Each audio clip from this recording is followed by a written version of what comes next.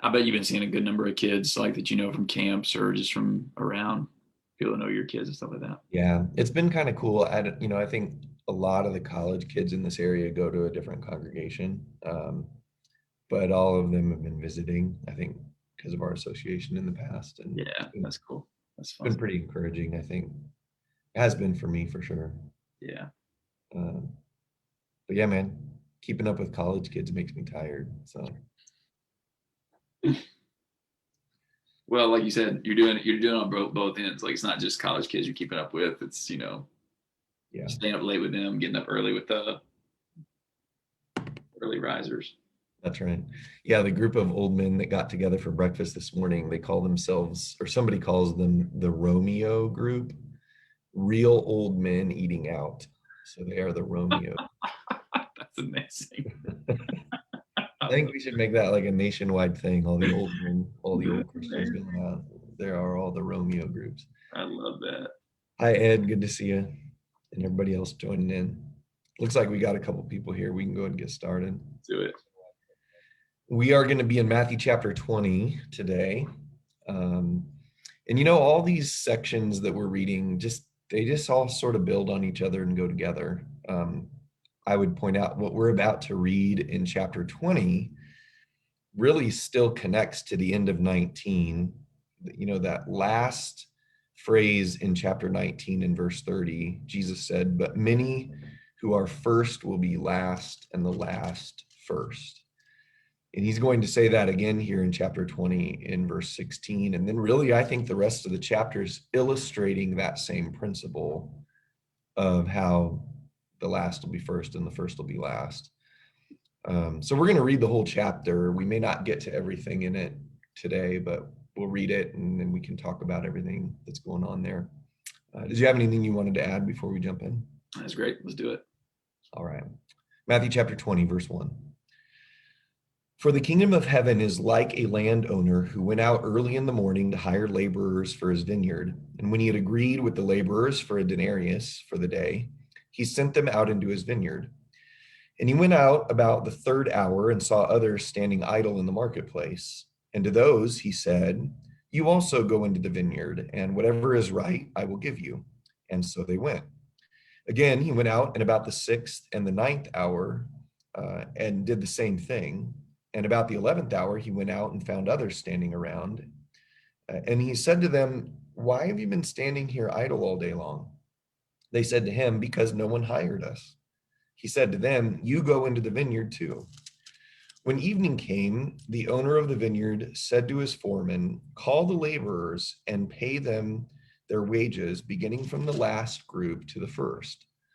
When those hired about the 11th hour came, each one received a denarius.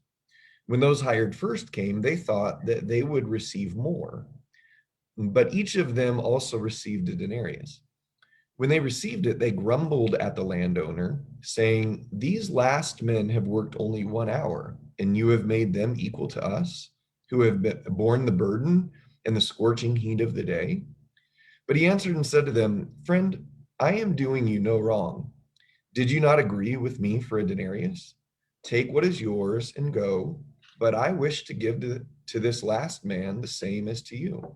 Is it not lawful for me to do what I wish with what is my own? Or is your eye envious because I am generous?" So the last shall be first, and the first last. As Jesus was about to go up to Jerusalem, he took the 12 disciples aside by themselves, and on the way he said to them, "Behold, we are going up to Jerusalem, and the Son of Man will be delivered to the chief priests and scribes, and they will condemn him to death, and will hand him over to the Gentiles to mock and scourge and crucify him. And on the third day he will be raised up." Then the mother of the sons of Zebedee came to Jesus with her sons, bowing down and making a request of him. And he said to her, "What do you wish?" She said to him, "Command that in your kingdom these two sons of mine may sit, one on your right and one on your left." But Jesus answered, "You do not know what you are asking. Are you able to drink the cup that I am about to drink?" They said to him, "We are able."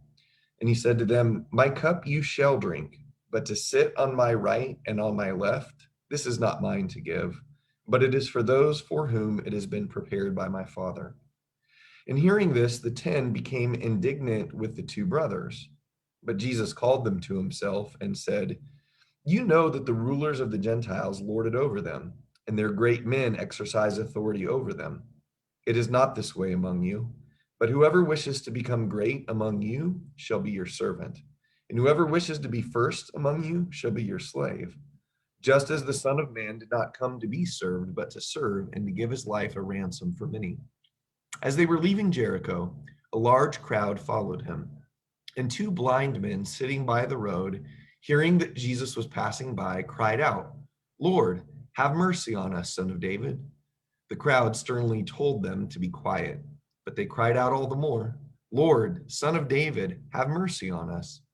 And Jesus stopped and called them and said, what do you want me to do for you?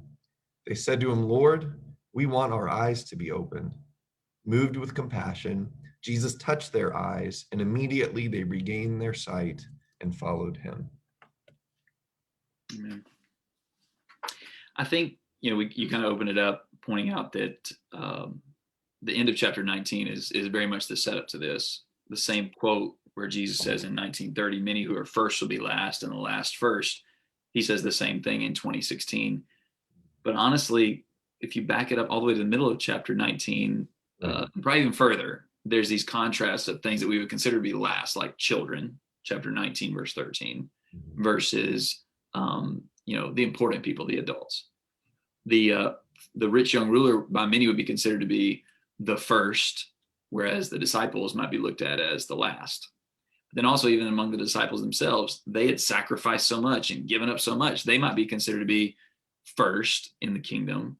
And Jesus kind of warns them to think better about that. Right. And then Jesus himself presents himself as, hey, I'm going to be considered as last. I'm going to be rejected, beaten, killed. And then the last two contrasts are with James and John, their mom at least, coming on their behalf and saying, hey, can they be first? That's the important thing, is to be first. And Jesus says, no, you actually need to be servants. And in the last story here in chapter 20, the blind men who would be considered last, so much so that people are like, hey, leave him alone. Don't bother Jesus. But actually they're the people that Jesus honors. So this whole concept of the last will be first and the first will be last is all throughout all these stories. And I think it just keeps coming back to this notion that Matthew's really been emphasizing from the jump. The kingdom of heaven is an upside down kind of kingdom. It's the opposite of what we would always expect, and probably what we think we would prefer things to work. And really, really hard for us when we're honest. Yeah. Like the practical part of this, like there's a bunch of ways to apply this, but just, you ever seen in a congregation, that there's sometimes an attitude like, hey, we have been here the longest. Like we started this church, like we are the founding members. Like who are these new folks coming in trying to mess up everything? And why are they getting to lead singing or teach class or preach? Or, like I've seen people wrestle.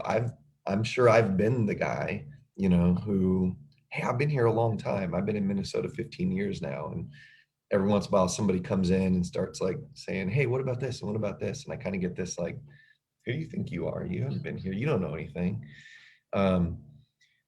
People in their workplaces, people have put in all the decades at that place. And then some kid gets out of school and comes in and, it's hard. It's very hard to think differently about this sort of pecking order in the way the world works. It seems so right to us and just and fair. But Jesus is trying to change our paradigm about that a little bit. And that'll be the fun thing to discuss here, I think. Yeah.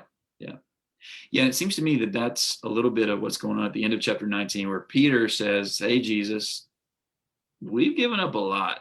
What's in it for us? And Jesus issues this cautionary statement in chapter 19 and verse 30, but many who are first will be last and the last first. And then he launches immediately into this story about the landowner. And I'm not sure, I don't want to be too kind of, well, Jesus meant this parallel with this and all that kind of thing, but he maps out this story of the landowner who goes and hires people at the very beginning of the day who are going to bear the heat of the day, as they'll say, and they're going to work all day, all 12 hours. Mm-hmm. they get offered, here's what you're going to get out of it. And then he keeps on going throughout the day and adding people all the way to the literally the very last hour of the day. And then when it's quitting time, the master pays everybody what he agreed with them that he would give them. But the guys who worked at the beginning, I think somebody, maybe Ed, gave in quotes, that's not fair. They say, whoa, whoa, whoa, whoa, whoa. You said a denarius for us, and you're giving a denarius for these guys who literally just showed up at the last second. They barely had to clean up or do anything related to what we're doing. How are we the same? That's not the way it should be. We've worked 11 more hours than they have. We should get more. Yeah. And I think that goes to what you were just bringing out in real life. We do tend to compare and rank ourselves amongst ourselves and think, well, I've done more, or even the other way, they've done more. Some people put themselves down in this sense. I don't deserve as much. And part of what Jesus is highlighting, I think, is that, hey, there's no real ranking system here. It may be factual that some people are going to work longer and do more and all that kind of thing. Right. But the rewards that come are a matter of grace. They're not a matter of rank and hierarchy and who deserves what. It's the kindness of the master that ends up any of us getting anything out of this deal. And that should shift everything about the way we view not only ourselves in relation to God, but the way we view each other in relation to each other. Yeah, very good. It's important to notice that verse 1, Jesus is actually, this is a kingdom parable, right? Yeah. For the kingdom of heaven is like.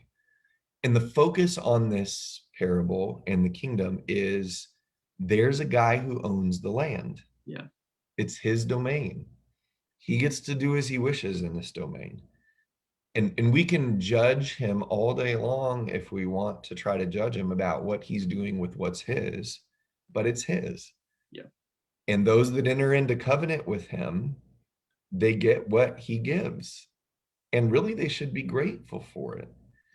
Yeah. I sense in this whole chapter that people start getting this idea, even the disciples, James and John and their mom. I don't know if they put her up to that, or if they were just younger and some mom's still looking out for these teenagers or whatever. But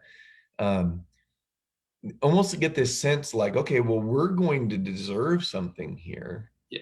And when you contrast that with the two blind men, maybe you notice this, when the mother comes up to Jesus in verse 21, he says to her, "What do you wish?" Mm-hmm. And then in verse 32, the blind men, when they finally get Jesus' attention, he says, "What do you want me to do for you?" And the responses are very different. What do you wish? I wish to be super important. The other one, what do you want me to do for you? Man, we just want our eyes open. We just want to be able to see things. Yeah. And that moves Jesus to compassion. That kind of attitude. Jesus, the Bible's very clear. God is opposed to the proud, but he gives grace to the humble. Somebody who comes in and says, like, listen, I just need your help, God. The 11th hour workers, the day is running out, man. I just need something to eat tonight. And did you notice that even in the parable, he doesn't even tell the 11th hour workers what they're going to get? Mm-hmm.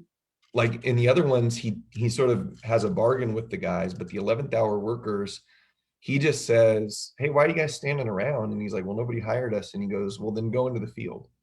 They're completely reliant on, well, whoever this guy just sent us into the field, he's going to do something for us, right? They may have been just as surprised as the first hour workers that they got a whole day's wage. So there's so many things that Jesus is trying to teach us here about our place, our humility, God's grace, God's kindness, and that none of us deserve any of it, really. The kingdom of heaven is not a works-based system where God's going to dole out simply based on like how long we served and all of that stuff. Yeah. Yeah, and I think there's another difference in what you're pointing out, the two requests made by James and John via their mom, and then the two blind men.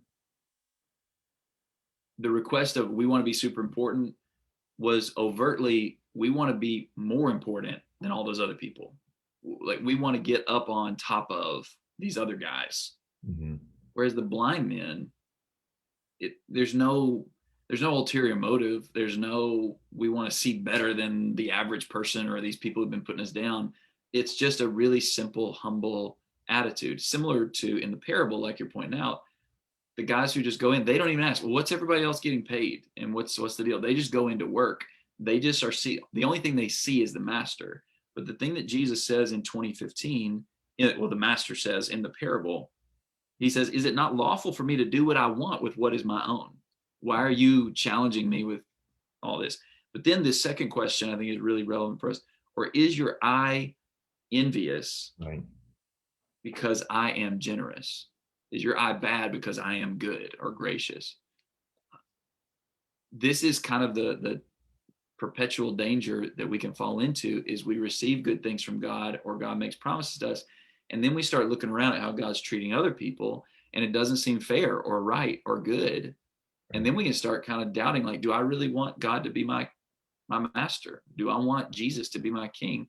Because I don't like how he's treating me, because I don't like how he's treating them, as opposed to appreciating, hey, anything that I have from the Lord is an act of sheer grace, and I need to appreciate it as such and be thankful for it, and be excited about anybody else who also receives that grace, but not be concerned about how can I get something to get on top of other people, which was James and John's ultimate request. How can we get up at the top of the food chain, as opposed to the attitude of the blind man, or hey, how can we be saved? How can we be taken care of? How can we be protected? How can we just see you and be a part of your kingdom, be a member of, as Paul would talk about it later, your body? That's all we're looking for. We're not looking for the ranking stuff. That's a hard thing to avoid, I think.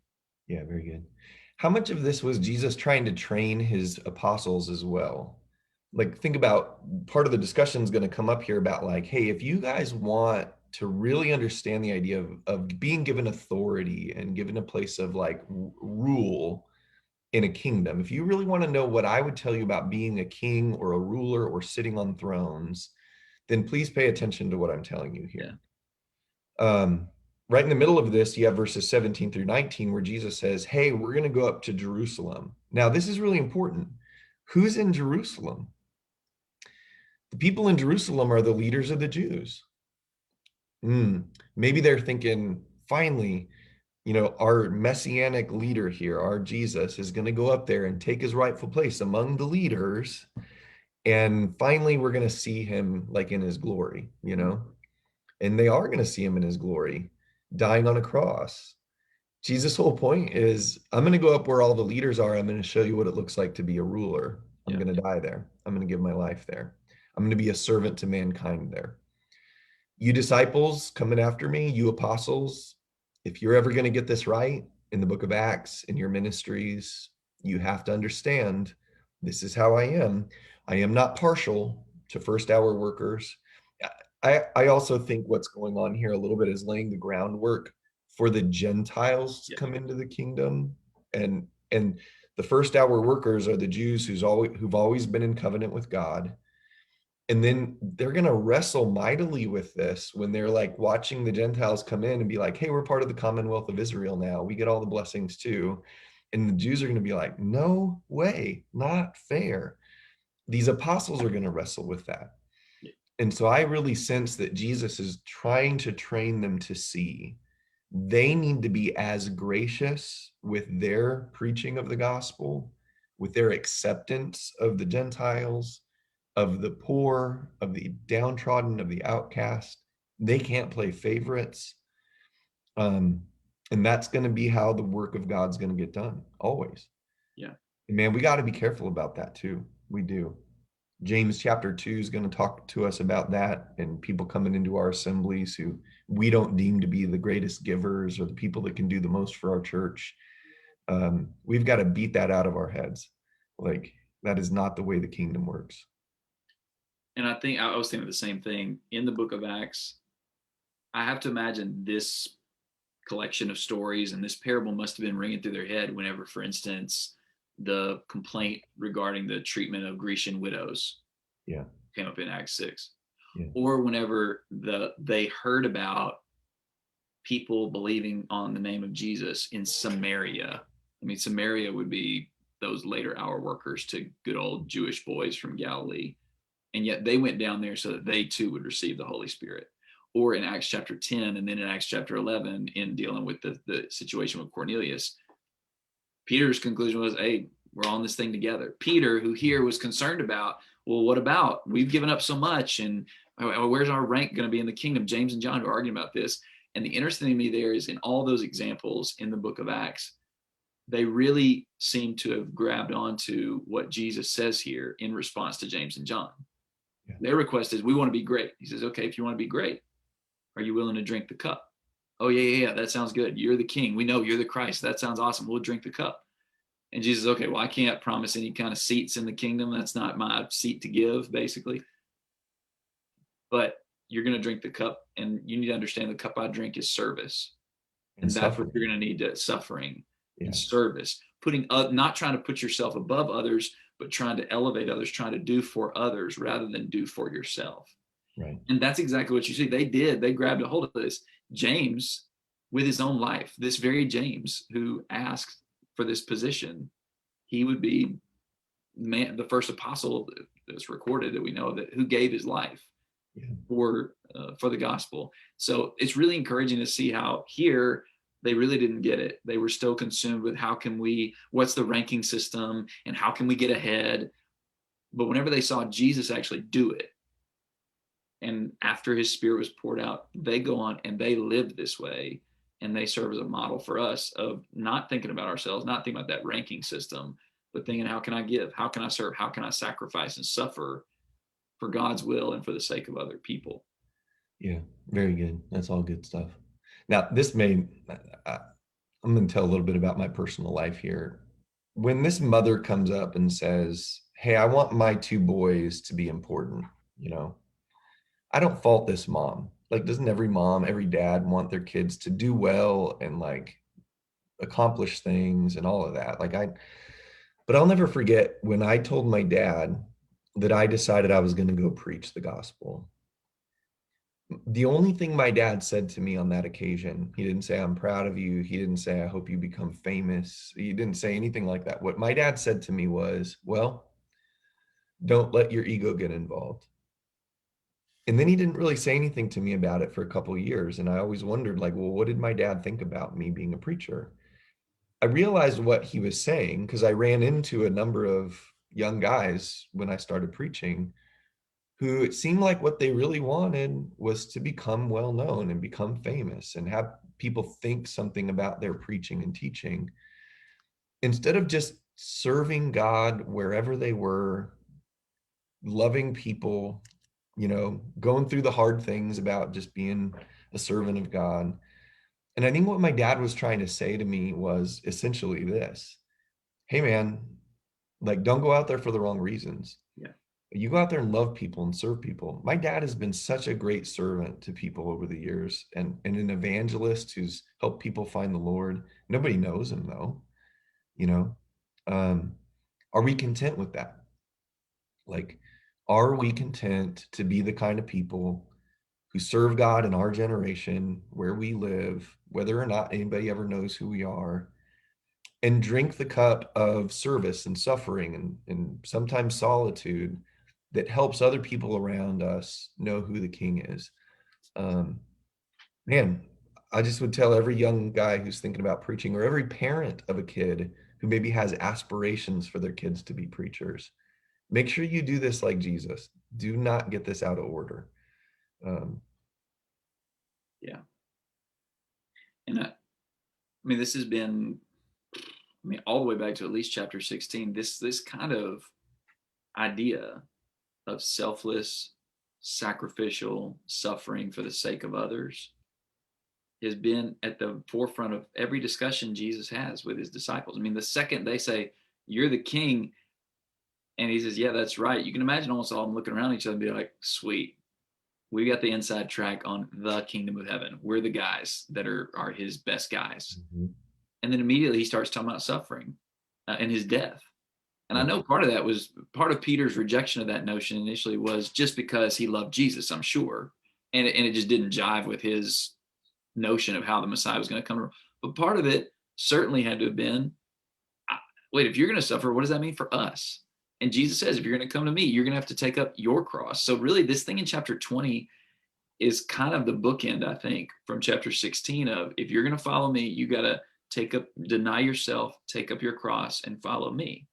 Here he uses different language. He talks about the cup of suffering and all, and service and giving his life, but it's the same thing.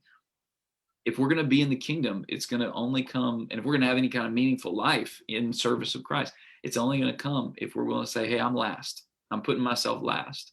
And not in some sort of way where I want to get credit for being last, but really like I'm putting myself behind anybody and everybody else's interests so that I can lift them up just like Jesus did.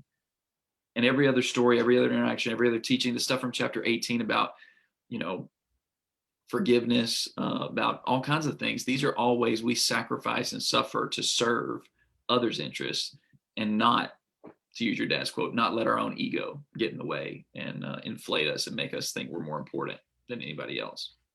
Yeah, very good. It's hard. When Jesus in verse 25 brings them close, he's like, hey, everybody, come here, come around, because these apostles are getting frustrated at each other, when they're indignant with James and John, like, how could you guys ask to be close?